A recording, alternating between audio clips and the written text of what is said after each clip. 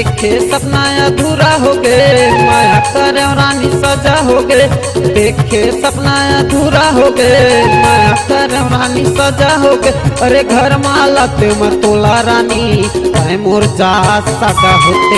अरे घर माला में तोला रानी तय मोर जा सगा होते।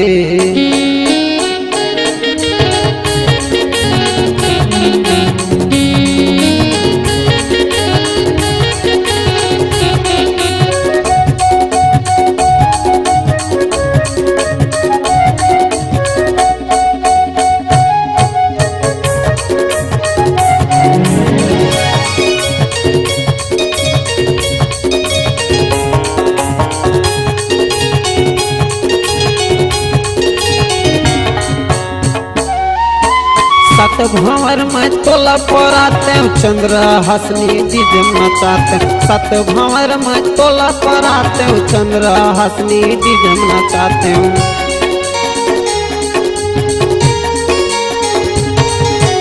सत भंवर में तोला पराते चंद्र हसनी डीजम नचाते।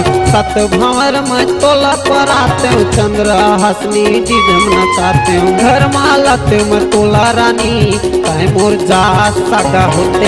अरे घर माला में तोला रानी तय मोर जा सगा होते।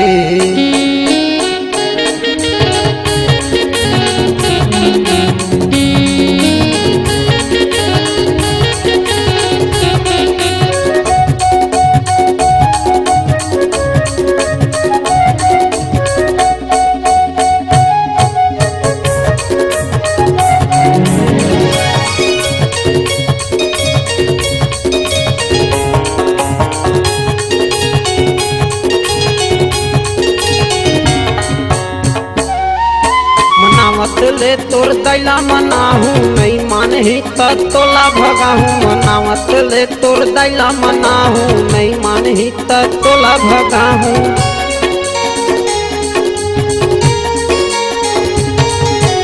मनावत ले तोर दैला मनाहू नहीं मानही त तोला भगाहू। मनावत ले तोर दैला मनाहू नहीं मानही त तोला भगाहू। घर माला में तोला रानी तय मोर जा सगा होते।